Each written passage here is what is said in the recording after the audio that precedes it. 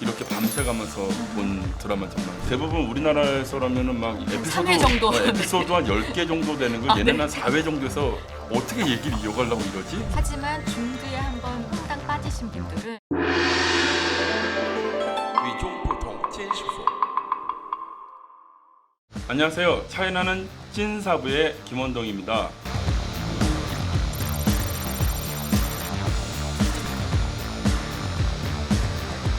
그 중국 드라마들을 한번 둘러보는 시간을 가질 텐데요. 안녕하세요, 대표님. 안녕하세요. 네, 반갑습니다. 어떤 내용을 좀 준비해 오셨나요? 중국 드라마 중에서 사극을 좀 준비를 해봤습니다. 중국어로는 구庄편이라고 하죠. 예. 옛날 옷을 입은 그 드라마를 일컫는 게 이제 구庄편이라고 하고요. 예. 네, 아, 그 고조항이 그 구조항이 옛날 옷이라는 옛날 뜻 때문에 옷, 고장극이라고 말 되네요. 많이 하죠. 예. 네네. 한국에서는 사극, 해서 역사극이라고 많이들 얘기하는데 예. 이제 중국에서는 역사극이라고 하기보다는 의상을 갖고서는 구분을 한 거고요. 예.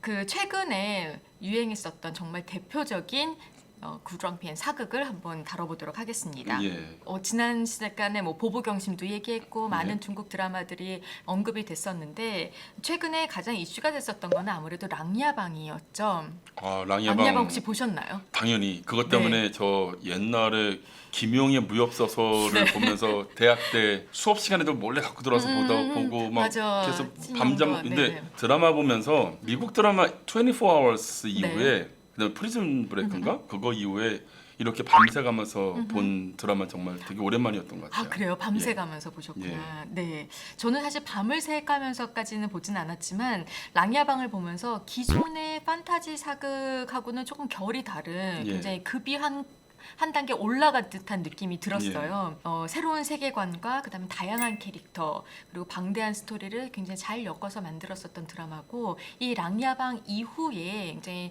다양한 판타지 사극들이 이제 막 쏟아져 나오기 시작합니다. 이게 랑야방이 어떻게 보면 하나의 또 출발점이 된 것 같은 느낌도 있어요. 네, 왜냐하면 사실 중국에서의 무협 판타지, 특히 무협 같은 경우는 나름대로의 뭐 소림사를 비롯한 그런 어떤 세계관들이 그쵸. 있잖아요. 네네. 무슨 무당파 뭐 이렇게 해서 근데 랑야방에서는 새로운 세계관이 나오는데 그 다음부터 굉장히 좀 세계관이 뭐라 그럴까요? 스토리 구조가 좀 탄탄해졌다고 하나? 네. 예, 그런 거에 어떤 시발점이 된 또 굉장히 중요한 드라마이기도 한 것 같아요. 어떻게 보면 원작이 있었기 때문에 또 예. 그런 효과가 났을 수도 있는데 중국 대다수의 드라마들은 거의 다 웹소설이나 웹툰이나 아니면 정말 소설을 원작으로 해서 드라마화되는 경우들이 굉장히 많고요. 예. 첫 번째 소개해드릴 드라마는 향밀 침침 심여상, 음. 샹미 천천 진루霜. 아, 괜찮았나요? 예. 연습 좀 했습니다. 연습- 길어가지고 연습했겠는데요? 연습 좀 했습니다. 사실 이거는 한국 발음으로 하기가 더 쉽지 않아요. 네, 맞아요. 제가 이게 향밀침침 신여사 이게 더 쉽지 않아요.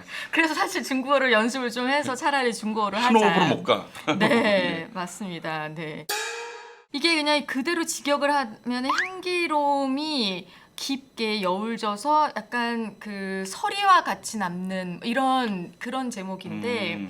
이것도 원작 소설이 있고요. 예. 네, 최근에는 국내에서도 완역이 돼서 출판이 됐다고 합니다.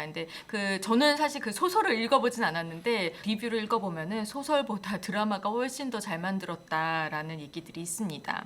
이게 몇 부작이죠? 일단 사극을 논하기 전에 말씀을 드릴 거는 중국 드라마들이 겁나 길어요. 그죠? 네, 현대극도 기본 40부작이 넘고요. 그냥 하나를 기획해서 그 본전 뽑을 때까지 찍어둬야 되기 때문에 보통 40부작에서 한 50부작까지 가고 그다음에 판타지 사극이나 역사극 같은 경우에는 기본 60부작이 넘는다고 보시면 될 것 같아요. 지금 작가가 알려주는데 63부작이었다고 그쵸, 하네요. 60부작이 넘습니다. 그 사극을 한번 세팅을 다 해놓고 난 그 상태에서는 사실 많이 찍어야지 회당 계산을 예. 하는 거기 때문에 이제 수익이 늘어나는 건 이제 당연한 건데 사실 우리나라도 뭐 대조영이라든지 뭐 불멸의 뭐 이순신 이런 그 사극은 조금 많이 길게 편성이 되는 것으로 알고 있어요. 예. 그런데 보통 그 미니 시리즈에 익숙한 한국 시청자들한테 이 5, 60부작이 되는 중국 드라마는 좀 부담이 가기는 합니다. 예. 하지만 중두에 한번 그 매력에 퐁당 빠지신 분들은 이 60부작도 너끈히 견디신다고 하네요. 근데 또 중도를 안 보신 분들한테 부연 설명을 하면 편수가 길지만 꽤 속도감이 있어요, 그죠? 네. 속도감이 상당히 빨라서 네. 뭐 대부분 우리나라에서라면은 막 이거 한 한 에피소드 3회 정도. 에피소드 한 10개 정도 되는 거 얘네는 한 4회 정도에서 다 네네. 해버리잖아요. 네네. 도대체 어떻게 얘기를 이어가려고 이러지? 그런데 네. 그런 속도감이 있는 쿡쿡쿡 것들이 넘어가긴 많아서 합니다. 네. 그래서 뭐 사실 뭐 60부작이 넘어간다 그랬어도 그렇게 크게 부담감 갖지 않고 보셔도 될 것 같습니다. 네, 예. 딱 맞는 말씀이 사실 이제 보통 미니 시리즈로 하더라도 한 1, 2회의 주인공의 과거 얘기가 쭉 설명이 되는데 예. 향밀 침침 여상 같은 경우에도 1회 한 반 정도에 이미 슉 하고서는 예. 여주인공이 태어난 것까지 이제 싹 다 이렇게 나오더라고요. 그래서 아역들이 활약할 시간이 없어. 맞습니다. 내가 보면 네. 아역들이 보통 바로 훌쩍 성장을 하더라고요. 뭐 최근에 네. 본 드라마도 뭐 아역들이 한 2, 3회에서 다 그냥 훅 하고 가버리더라고요. 네. 굉장히 경쾌하고 빠르고 그리고 이 배경 자체가 천계, 인간계, 마계 이 세 개의 세계를 왔다 갔다 하는 거라서 몽환적인 그 세계 배경을 굉장히 빨리 잘 보여주는 것 같고요. 예. 여기 남자 주인공 떡룬 제가 예전에도 한번 예, 소개를 지난 했었죠. 시간에 한번 해주셨었죠. 박서준 같은 느낌 예. 뭐 이런 그런 느낌의 떡룬과 그다음에 또 양쯔 소개했었죠. 양쯔, 또 라이징 스타로 굉장히 유명한. 이 두 배우가 여기서 합을 맞추고 아주 최고로 성장을 하게 됩니다. 이런 드라마들을 보면 최근에 중국 드라마들은 굉장히 그 소설을 네네. 배경으로 한 것들이 많아요. 랑야방도 네네. 소설이었는데 네, 맞습니다. 보통 인터넷 이제 웹소설을 배경으로 하는데 그 웹소설 자체가 판타지, 예. 사극의 배경을 가지고 있고 이 웹소설이 드라마도 되고 또 드라마가 다시 영화로도 되고 다시 또 게임으로 되고 혹은 또 이 웹소설이 바로 게임으로 됐다가 또 드라마가 되기도 하고 이 경계에 어떤 국한되지 않고 중국에서는 컨텐츠가 굉장히 자유롭게 빨리빨리 만들어지는 것 같아요. 그래서 한때 콘텐츠 산업계에서 그 굉장히 유행이었던 OSM이요. 원소스 네네. 멀티를 맞아요. 네네. 진짜 실제적으로 구현하고 있는 게 지금 최근 중국 드라마나 네. 영화계인 것 같아요. 그래서 네네. 막 뭐 테마파크까지 네. 그다음에 공연 무대에서 뮤지컬의 연극까지 만들어진다고 하니까 전시까지. 네, 맞습니다. 이들이 이렇게 빠르게 진화하는 속도는 정말 매번 말씀드리지만 과도기 없이 매번 점프해서 네. 앞서가는 것 같습니다. 네. 예. 다음에 소개해드릴 작품은 경연연이라는 작품입니다. 예. 작년 말에 공개가 됐었던 텐센트 드라마고요. 예. 네, 이 작품도 역시 방금 얘기 나눴던 대로 웹소설을 기반으로 하고 있고요.